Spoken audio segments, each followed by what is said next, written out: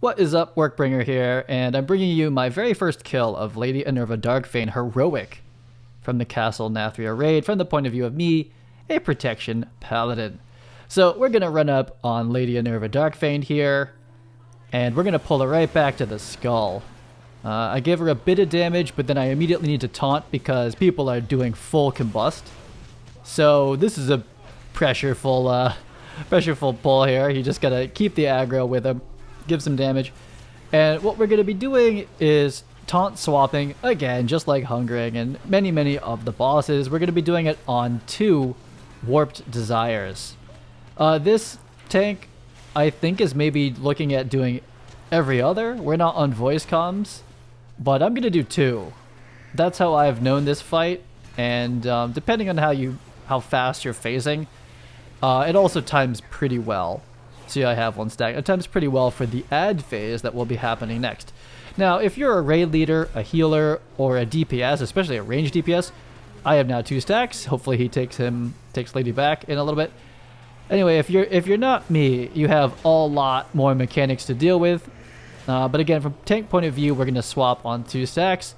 And what's going to happen now is these 2 circles, which is not a great placement in my opinion, but anyway, that works. 2 ads come out. We're going to continue to swap, and one of the tanks needs to be in melee distance and, obviously tanking the big ad, and everyone else focuses down and interrupts, very importantly, the small one. It's not even necessarily worth tanking it because it doesn't do very much damage, and you want to have your taunts off cooldown for the dangerous boss. Like if someone gets to 3 or 4 stacks from Lady Inerva, they're a dead tank, right? So that's more important than that little ad. If you have the right DPS like we do, again, we have basically people like sustained 4 to 5k. That's what you need for heroic. It doesn't matter if they're your friend and they pull they're just starting to pull 3. That's not really gonna help. You're carrying them, just so that you know on heroic, you are carrying any DPS doing below 4 for the most part, depending on the class, of course, but for the most part, you're carrying them. Like they're making it hard for you. Kwame, our DK just got these stacks up to 2. So I have taken the boss from him so that he will not get any more. I got my first stack and he noticed and he took over the big ad.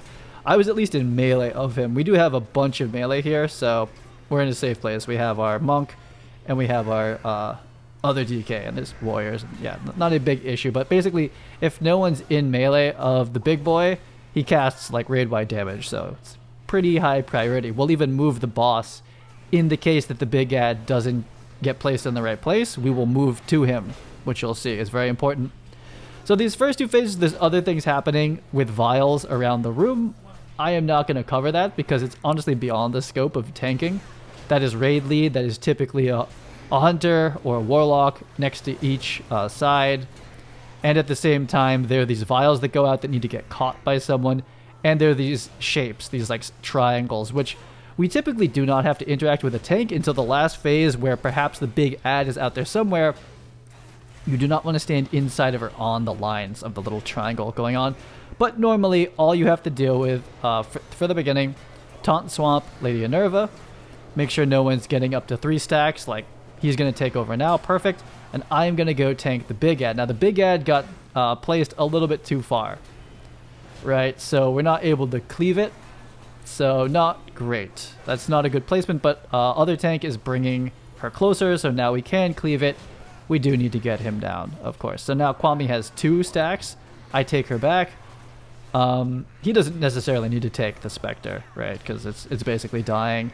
And he does do damage, but it's not bad. I could probably tank all 3 or not, and that's kind of the move. Like once you kind of have gear for this, I could tank all 3 of those all day. It's not a problem until the Warp Desires gets to like 4. Then it starts to be kind of unhealable, and we did die to that last time. My stacks got to 3, and I didn't have a cooldown for it, and just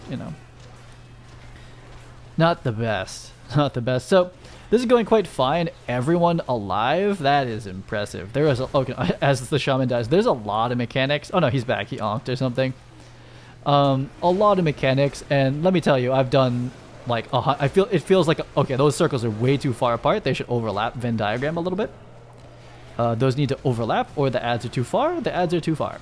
This is not good. I Divine Toll though, so take that. I'm going to get in melee of the big one. I kind of have aggro of it. I see. The other tank took it.